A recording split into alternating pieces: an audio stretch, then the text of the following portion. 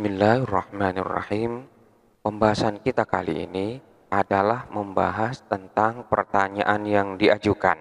Pertanyaannya adalah, sebagaimana kita ketahui bahwa huruf jar ini hanya bisa masuk kepada kalimat isim saja dan tidak boleh masuk kepada kalimat fiil ataupun kepada kalimat huruf. Lalu bagaimana dengan lafaz kama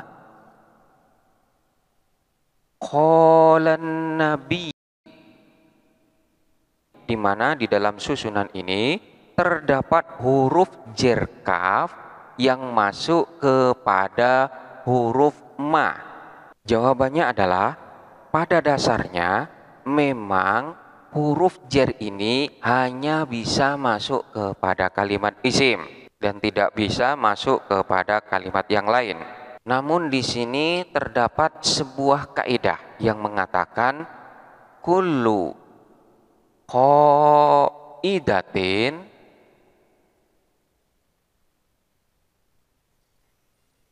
mustathnayat. Setiap kaidah yang ada itu pasti ada pengecualiannya. Begitu juga dengan kaidah ini. Jadi ketika dikatakan bahwa setiap kalimat huruf itu hanya bisa masuk pada kalimat isim dan tidak bisa masuk kepada kalimat fiil ataupun masuk kepada kalimat huruf, maka di sini pun terdapat pengecualian. Pengecualiannya apa? Terdapat juga huruf jar yang bisa masuk kepada kalimat huruf tertentu. Artinya tidak semua kalimat huruf itu dapat dimasukin oleh huruf jar. Hanya huruf-huruf tertentu saja yang dapat dimasukin oleh huruf jar. Seperti diantaranya huruf jar yang masuk kepada huruf ma. Ini pun bukan hanya sekedar huruf jar kaf. Terdapat pula huruf jar yang lain yang masuk kepada ma. Seperti huruf jar yang berupa rubba, itu nanti akan menjadi rubbama. Kemudian min itu nanti akan menjadi mimma. Mimma ini adalah merupakan gabungan dari min dan ma. Kemudian nunnya ini diidghamkan kepada ma sehingga menjadi mimma. Begitu juga dengan huruf jar an. An masuk kepada ma nantinya akan menjadi amma. Kemudian huruf jar ba ini masuk kepada ma sehingga menjadi bima. Ini menunjukkan bahwa terdapat pula huruf jar yang masuk kepada kalimat huruf yang lain. Namun huruf yang dimasukin oleh huruf jar tersebut adalah kalimat huruf tertentu, tidak semua kalimat huruf. Contohnya yang ada di dalam Al-Quran seperti mimma khotiatihim uriku. Mimma ini asalnya adalah min dan ma, di mana huruf jar min masuk kepada ma. Mimma khotiatihim uriku, karena sebab kesalahan-kesalahan mereka uriku ditenggelamkan siapa mereka. Kemudian contoh yang lain seperti lafaz amma qalilin.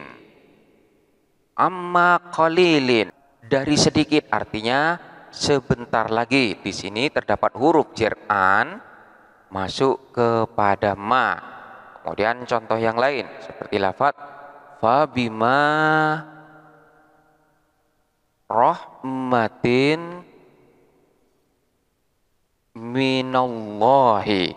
Fabima rahmatin minallahi lintalahum. Famima, maka sebab rahmat dari Allah, linta berlaku lemah lembut siapa engkau lahum terhadap mereka. Di sini terdapat huruf jarbi masuk kepada huruf ma. Ma yang ada di sini semuanya adalah ma zaidah. Contoh-contoh ini menunjukkan bahwa terdapat pula huruf jar yang masuk kepada kalimat huruf tertentu. Namun tidak semua kalimat huruf dapat dimasukin oleh huruf jar. Selanjutnya terkait dengan kalimat yang berupa ma yang terdapat pada lafadz kama. Ini statusnya ada dua. Ada kalanya berupa kalimat isim dan ada kalanya pula berupa kalimat huruf. Maka ketika kita menemukan lafadz kama, maka ma yang terletak setelah huruf jar kaf di sini, ini statusnya ada dua. Boleh kita anggap sebagai kalimat isim, boleh pula kita anggap sebagai kalimat huruf. Namun di sini nantinya akan memiliki konsekuensi pemahaman yang berbeda. Kita bahas satu persatu.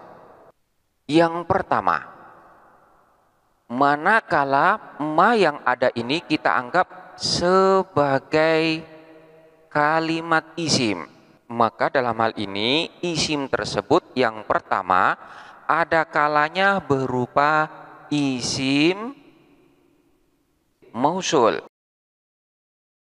seperti yang terdapat di dalam alladzi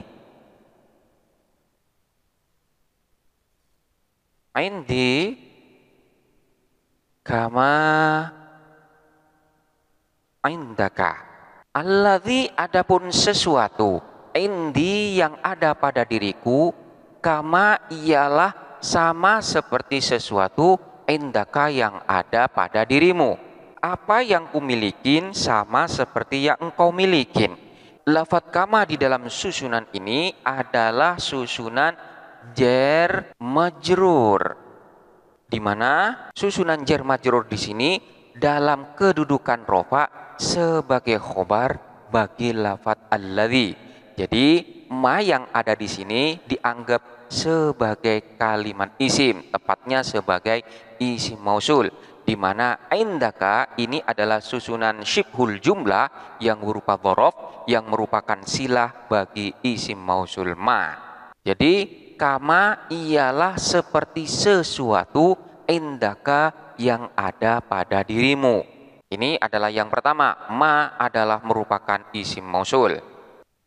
Kemudian yang kedua, manakala ma itu berstatus sebagai kalimat isim, maka ma ini boleh kita anggap sebagai ma nakiroh mausufah. Ma nakiroh mausufah itu adalah ma yang memiliki makna umum dan mausufah ini artinya yang disifatin. Maksudnya status daripada ma yang mengandung makna nakiroh, yang mengandung makna umum ini perlu dijelaskan dengan sifat. Dengan demikian status daripada ma itu nantinya sebagai mausuf. Dan lafadz yang terletak setelahnya itu nanti sebagai naat yang menjelaskan terhadap mausuf itu sendiri. Dalam hal ini makna daripada ma ini bisa dimaknain dengan syai'un. Jadi arti yang terkandung di dalam lafadz ma itu bisa diartikan dengan lafadz syai'un, di mana lafadz syai'un itu adalah merupakan kalimat isim yang mengandung makna umum, sehingga karena umum perlu adanya lafadz yang menjelaskan tentang apa maksud daripada syai'un itu sendiri. Kita ambil contoh seperti lafadz kama yang terdapat pada alladzi indi kama indaka. Alladzi adapun sesuatu, indi yang ada pada diriku, kama sebagaimana sesuatu. Jadi ma ini dianggap sebagai ma nakiroh mausufa, di mana makna daripada ma sendiri adalah berupa lafadz syai'un, sesuatu. Kama indaka maknanya adalah kasyai'in indaka. Sesuatu yang ada pada diriku ialah sama dengan sesuatu indaka yang ada pada dirimu. ma ini bermakna syai'un yang merupakan isim nakiroh yang statusnya nanti sebagai lafadz yang disifatin atau mausuf, sementara lafadz indaka itu adalah kalimat yang menjelaskan maksud daripada syai'un, sehingga nanti di sini statusnya sebagai sifat. Jadi sifat yang menjelaskan kepada syai'un. Jadi ini bedanya dengan yang pertama. Manakala yang pertama ma tersebut dianggap sebagai isim mausul, di mana lafadz yang terletak setelahnya yaitu lafadz indaka itu nantinya dijadikan sebagai silah daripada ma. Untuk yang kedua ini ma dianggap sebagai kalimat yang mengandung makna umum, di mana lafadz yang terletak setelahnya statusnya sebagai penjelas daripada lafadz ma yang mengandung makna syai'un ini. Jadi sesuatu yang ada pada diriku itu statusnya sama dengan sesuatu yang ada pada dirimu. Ini adalah status daripada ma, manakala ma tersebut dianggap sebagai kalimat isim. Ada kalanya merupakan isim mausul, ada kalanya merupakan ma nakiroh mausufah. Kemudian yang kedua, manakala ma yang ada pada lafadz kama ini dianggap sebagai kalimat huruf, maka di sini terdapat beberapa status yang ada pada ma tersebut. Yang pertama adalah ma ini dianggap sebagai ma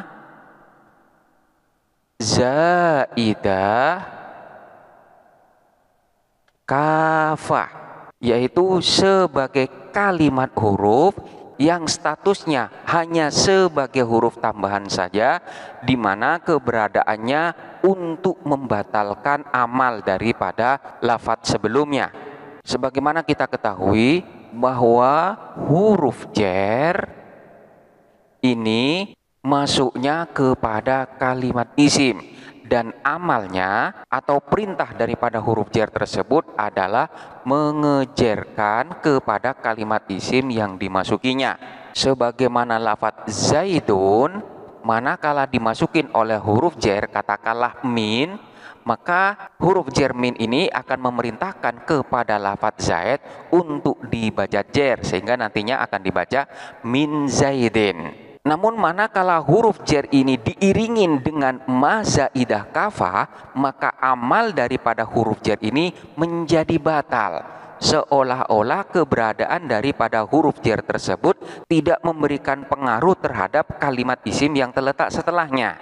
Sebagaimana lafadz kama, manakala ma ini dianggap sebagai ma zaidah kafa, maka yang asalnya huruf jar kaf ini hanya masuk kepada kalimat isim, dan nantinya kalimat isim itu akan dibaca jar. Setelah dimasukin oleh ma zaidah, maka amal atau perintah daripada huruf jar kaf ini menjadi batal, sehingga kaf itu nantinya tidak dapat mengejarkan kepada kalimat isim yang dimasukinya. Demikian pula huruf jar kaf ini nantinya amalnya menjadi batal, sehingga dia tidak harus masuk kepada kalimat isim, namun bisa masuk kepada kalimat selain isim. Dalam hal ini bisa masuk kepada kalimat fiil. Sebagaimana contoh yang telah diajukan di awal, yaitu lafadz kama qala an-nabiyyu. Pada asalnya adalah ka qala an-nabiyyu, di mana di sini terdapat huruf jar yang masuk kepada lafadz qala. Lafadz qala ini adalah kalimat fiil, dan hal ini tidak diperbolehkan. Namun setelah huruf jar kaf ini diiringi dengan ma zaidah kafa, maka amal daripada huruf jar kaf yang seharusnya hanya masuk kepada kalimat isim itu menjadi batal, sehingga huruf jar kaf itu nantinya boleh masuk kepada kalimat fiil, sehingga kama qalan nabi ini dianggap sebagai susunan kalimat yang benar. Jadi ketika ditanyakan kenapa huruf jar kaf ini bisa masuk kepada kalimat fiil, maka jawabannya adalah karena amal daripada huruf jar kaf ini sudah batal dan dibatalkan oleh ma zaidah kafa, sehingga di sini huruf jar kaf boleh masuk kepada kalimat fiil. Contoh yang lainnya yaitu yang terdapat dalam sebuah syair. Akhun majidun lam yakhzuni yauma mashhadin kama saifu amrin lam takhunhu madharibuhu.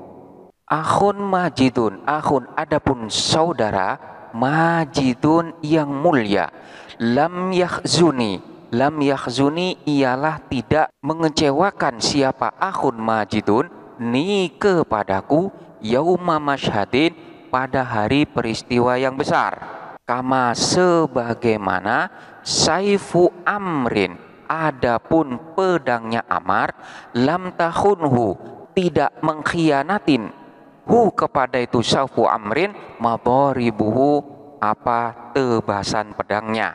Seorang saudara yang mulia tidak pernah mengecewakanku pada hari peristiwa besar, sebagaimana pedang Amir tidak pernah dikhianati oleh tebasannya. Kalimat ini menggambarkan kesetiaan seorang sahabat yang kuat dan dapat diandalkan, seperti pedang yang tajam dan tidak mengecewakan penggunanya. Di sini kita perhatikan lafadz kama saifu amrin. Terdapat huruf jer kaf yang amalnya dibatalkan oleh ma zaidah kafah. Sehingga yang pada asalnya huruf jer kaf manakala masuk kepada kalimat isim, kalimat isim tersebut nantinya akan dibaca jer, namun karena memang amalnya sudah dibatalkan oleh ma, maka lafadz saifu amrin yang merupakan kalimat isim ini tidak diijarkan oleh ma, melainkan di dalam susunan ini kedudukannya sebagai mubtada yang dibaca rofa. Jadi kama saifu amrin, sebagaimana saifu amrin adapun pedangnya Amar. Jadi saifu di sini kedudukannya sebagai mubtada, sementara khobarnya itu adalah lafadz lam tahunhu. Ini yang pertama, manakala ma tersebut dianggap sebagai kalimat huruf, status daripada ma itu sebagai ma zaidah kafah, yaitu ma yang merupakan huruf tambahan, yang kafah artinya yang dapat menahan atau membatalkan amal daripada kalimat yang diiringinya. Ma zaidah kafah itu nantinya tidak hanya masuk kepada huruf jer kaf saja, melainkan masuk kepada beberapa kalimat seperti inna dan saudara-saudaranya. Penjelasan tentang ma zaidah kafah ini telah dibahas pada pembahasan sebelumnya. Silahkan dipelajari kembali. Kemudian yang kedua, manakala ma tersebut dianggap sebagai kalimat huruf, maka status daripada ma itu adalah sebagai ma zaidah namun ghairu kafah. Jadi ini statusnya berbeda dengan yang pertama. Manakala yang pertama itu adalah ma zaidah kafah, namun yang kedua ini adalah ma zaidah ghairu kafah, yaitu ma yang merupakan huruf tambahan namun ghairu kafah, artinya tidak membatalkan amal daripada lafadz yang diiringinya. Sebagaimana contoh tadi, yaitu ma yang mengiringin huruf jer ba, seperti fabima rahmatin minallahi lintalahum, maka sebab rahmat dari Allah lah linta engkau berbuat lemah lembut lahum kepada mereka.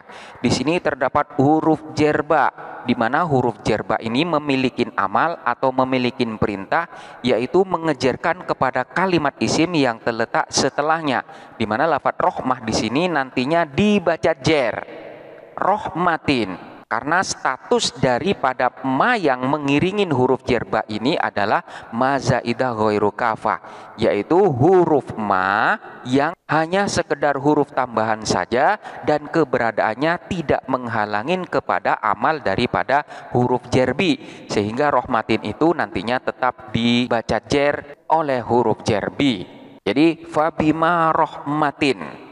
Selanjutnya contoh daripada lafadz kama, di mana ma-nya ini adalah merupakan ma zaidah ghairu kafah, seperti yang terdapat di dalam sebuah syair. Wa nansuru maulana wa na'lamu annahu kaman nasi majzumun alaihi wa jarimu. Wa nansuru, dan menolong siapa kami, maulana kepada pemimpin kami.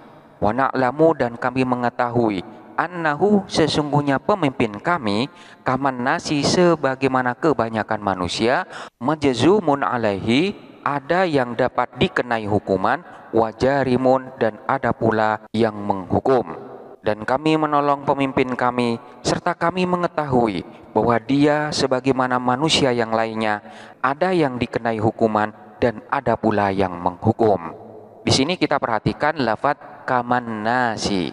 Terdapat huruf jar kaf yang diiringin oleh ma zaidah kafah. Keberadaan ma di sini tidak menghalangin terhadap amal daripada huruf jar kaf, sehingga kalimat isim yang terletak setelahnya tetap diejarkan oleh huruf jar kaf tanpa terpengaruh terhadap keberadaan daripada huruf ma yang mengiringinya. Jadi di sini dibaca kaman nasi. An-nasi dibaca jar karena dimasukin oleh huruf jar kaf. Ini adalah ma zaidah ghairu kafah yang statusnya berbeda dengan ma zaidah kafah. Pembahasan tentang ma zaidah ghairu kafah ini telah dibahas pada pembahasan sebelumnya. Silakan untuk dipelajari kembali.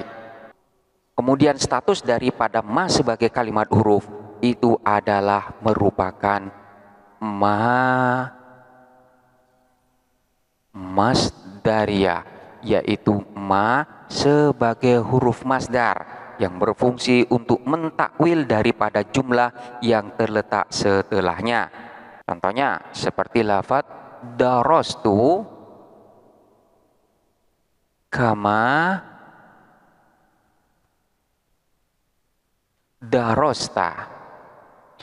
Darostu, belajar siapa saya, kama darosta, sebagaimana belajar siapa kamu.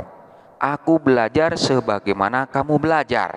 Di sini kita perhatikan lafadz kama darosta.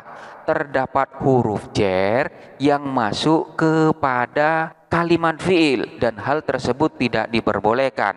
Untuk diperbolehkannya huruf jar kaf ini masuk kepada kalimat fiil, maka kalimat fiil itu nantinya harus dirubah statusnya menjadi kalimat isim. Ketika statusnya sudah berubah menjadi kalimat isim, maka huruf jar kaf ini bisa untuk memasukinya.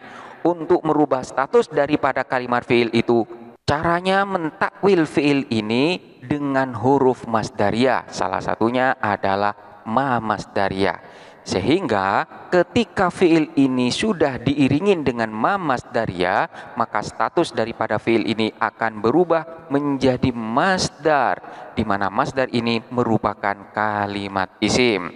Takwilan daripada ma darosta ini sama dengan mengatakan masdar daripada lafadz darosta ini, yaitu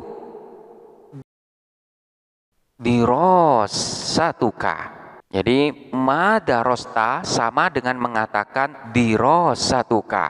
Ketika diiringin oleh huruf jar kaf, maka akan menjadi kadirosatika. Darostu kama darosta maknanya sama dengan darostu kadirosatika. Aku belajar sebagaimana kamu belajar. Untuk pembahasan ma masdariyah ini pun telah dibahas dengan panjang lebar pada pembahasan sebelumnya. Silakan untuk dipelajarin kembali. Jadi ini adalah status daripada ma yang terdapat pada susunan kama, di mana ada kalanya ma itu berstatus sebagai kalimat isim dan ada kalanya pula berstatus sebagai kalimat huruf. Sehingga manakala kita menemukan lafadz semacam ini, sebagaimana yang ada di dalam pertanyaan, yaitu kama qalan nabi, maka kita boleh menganggap ma ini sebagai kalimat isim dan boleh pula menganggap sebagai kalimat huruf yang nantinya akan memberikan pengaruh yang berbeda terhadap lafadz yang terletak setelahnya. Jadi tergantung kita mau menganggap ma ini sebagai ma apa. Kalau ini dianggap sebagai ma mausul, maka lafadz yang terletak setelahnya itu nantinya sebagai silahnya. Manakala kita anggap sebagai ma nakiroh mausufah, maka lafadz yang terletak setelahnya itu adalah sebagai naat daripada ma. Begitu juga manakala kita anggap sebagai lafadz dengan status yang berbeda. Selanjutnya silahkan dipelajarin dengan seksama dan sampai jumpa pada pembahasan berikutnya.